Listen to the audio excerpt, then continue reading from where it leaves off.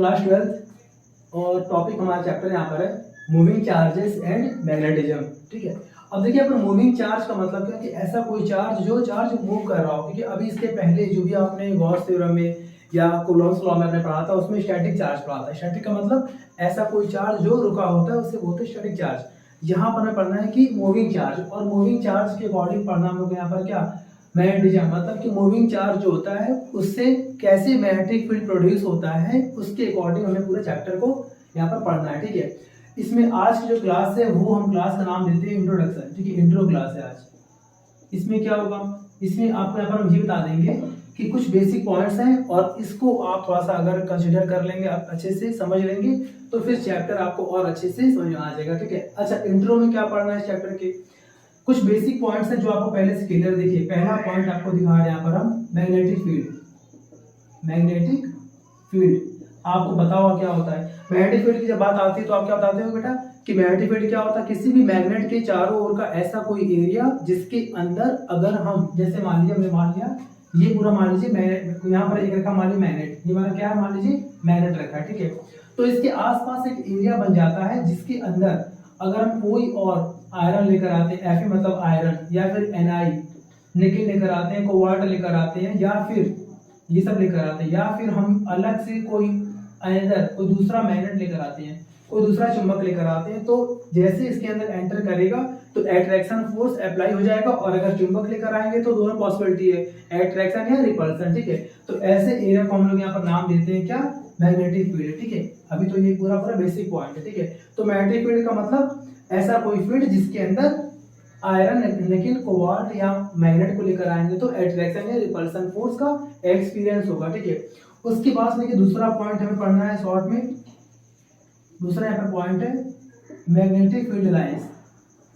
Magnetic field lines, इसके बारे में बहुत सारे पॉइंट्स आपको बताऊंगी बट यहाँ पर हम बहुत ही शॉर्ट में आपको रिवाइज करा रहे हैं इंट्रो फॉर्म में।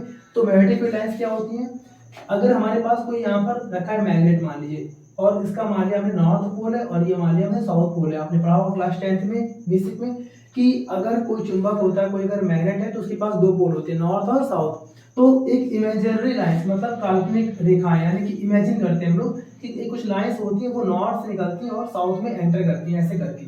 ठीक है ना, ऐसे करके, ऐसे करके पूरा। ठीक है, ऐसे करके मतलब कि अगर ऐसी इमेजिनरी लाइंस हो जो नॉर्थ से निकलती हैं और साउथ में एंटर करती हैं उनको हम लोग बोलते हैं मैग्नेटिक फील्ड लाइंस। ठीक है, इसी के बारे में आपको और कुछ पॉइंट्स बताए जाते हैं यहाँ पर। क्या अब देखिए, अब इसमें हम लोग पढ़ना है आगे property of magnetic field lines. ठीक है, ध्यान दीजिए, अब इसमें हम लोग पढ़ना है यहाँ पर प्रॉपर्टी ऑफ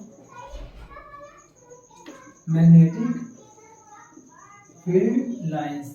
अब देखिए इसमें क्या है, इसमें वैसे तो आपको जानकारी होगी क्लास 10th के अकॉर्डिंग, बट यहाँ पर कुछ बेसिक पॉइंट्स हैं, उसके बाद थोड़ा सा ध्यान रखिएगा।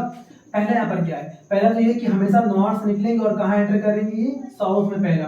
दूसरा यहाँ पर क्या होता है, ध्यान सुनिएगा, दूसरा यहाँ पर क्या होता है बहुत ही मेन वाला कि अगर आपने किसी भी मैग्नेटिक फील्ड लाइंस के किसी भी पॉइंट पर अगर आपने कोई टेंजेंट ड्रॉ कर दिया, टेंजेंट का मतलब क्या होता है, ऐसी कोई भी लाइन जो टच करके चली जाए उसे बोलते हैं टेंजेंट। अगर आपने किसी भी पॉइंट पर मान लिया हमने यहाँ पर ये एक लाइन है हमारी और हमने इसके पी पॉइंट पर एक ड्रॉ किया टेंजेंट। ओके, तो किसी भी पॉइंट पर आपने ड्रॉ किया टेंजेंट, वो टेंजेंट उस पॉइंट पर मैग्नेटिक फील्ड यानी कि बी की डायरेक्शन को दिखाया गया। यहाँ पर बी, यहाँ पर क्या है, बी यहाँ पर है मैग्नेटिक फील्ड की डायरेक्शन। ओके, मैग्नेटिक फील्ड का सिंबल यहाँ पर हर जगह हमारा बी चलेगा। ठीक है, तीसरे यहाँ पर और बहुत ही वैसे तो देखिए 5 पॉइंट्स होते हैं पूरे, 5 प्रॉपर्टी होती है, बट यहाँ पर देखिए मेन 3 पॉइंट्स। तीसरे यहाँ पर क्या है कि दो मैग्नेटिक फील्ड लाइंस कभी भी एक दूसरे को इंटरसेक्ट नहीं करेंगी। मतलब कि मान लीजिए पहली लाइन है, ये मान लिया हमें दूसरी लाइन है, ये सेकंड नंबर की MFL है मतलब मैग्नेटिक फील्ड लाइंस है, और ये जो आपको दिख रहा है, ये जो दिख रहा है नीचे वाला, ये मान लीजिए पहली मैग्नेटिक फील्ड लाइंस है। तो दोनों कभी भी एक दूसरे को इंटरसेक्ट नहीं करेंगी। क्यों नहीं करेंगी, क्योंकि अगर वो इंटरसेक्ट करेंगी तो एक ही पॉइंट पर, देखिए ध्यान से, एक ही पॉइंट पर दो हैं कर्व। अगर दो कर्व है इसका मतलब क्या है कि यहाँ पर दो ड्रॉ हो जाएंगे टेंजेंट, ये भी होगा हमारा टेंजेंट और ये भी हमारा क्या बन जाएगा टेंजेंट। आपको बताया मैंने अभी सेकंड पॉइंट में कि टेंजेंट का मतलब क्या होता है, मैग्नेटिक फील्ड की डायरेक्शन, यानी कि यहाँ पर बन गया हमारा मैग्नेटिक फील्ड और यहाँ भी बन जाएगा हमारा मैग्नेटिक फील्ड। थोड़ा टेंस हो रहा है तो ध्यान दीजिएगा, ठीक है, यहाँ पे अच्छे से एकदम। मतलब कहने का अगर वो दो मैग्नेटिक फील्ड लाइंस अगर एक ही पॉइंट पे कट करेंगे तो दो ड्रॉ करने पड़ेंगे टेंजेंट, यानी कि एक ही पॉइंट पर दो बन जाएंगे डायरेक्शन, जो कि इम्पॉसिबल है, ठीक है। तीन यहाँ पर मेन हमारे पॉइंट्स है। इसके बाद से जो यहाँ पर फोर्थ हमें पॉइंट पढ़ना है, वो देखिए इंट्रो में वो बहुत ही मेन है और उसी से इस चैप्टर को हमें पूरा आगे प्रोसीड करना है। वो क्या है, उसका यहाँ पर नाम है, फोर्थ यहाँ पर पॉइंट हमारा मैग्नेटिक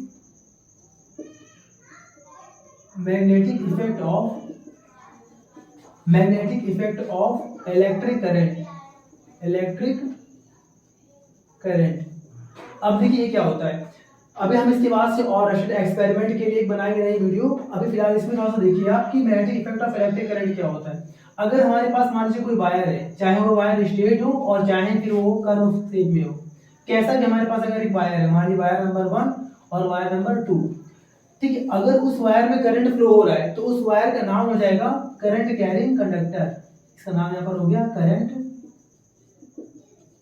कैरिंग कंडक्टर, ओके।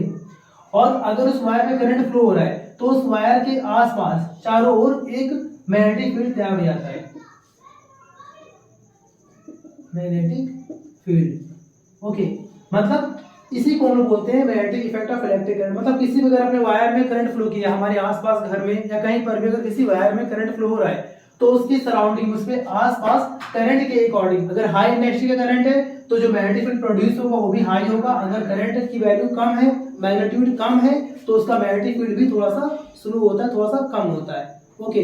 तो किसी भी करंट कैरिंग वायर के आसपास एक मैग्नेटिक फील्ड जनरेट होता है, इसको बोलते हैं हम लोग magnetic effect of electric current, ठीक है। और इसमें पार्टिसिपेट कौन लेते हैं, ध्यान सुनिएगा। अगर इसमें करंट मान लीजिए आई करंट फ्लो हो रहा है इसमें, ठीक है ना, तो आई का मतलब क्या होता है, क्यू अपॉन टी, यानी कि क्यू, ठीक है ना, the rate of flow of charge is called electric current, ठीक है ना।